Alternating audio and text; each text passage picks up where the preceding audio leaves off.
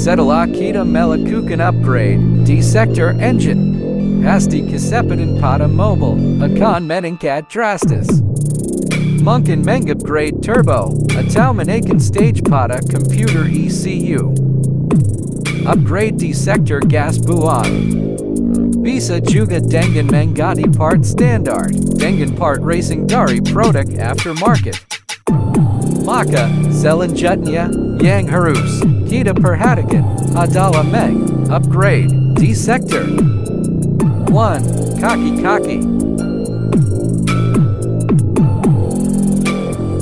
2. Upgrade disc brake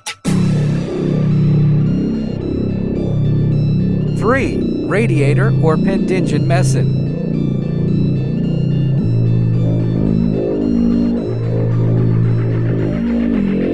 4. Aerodynamics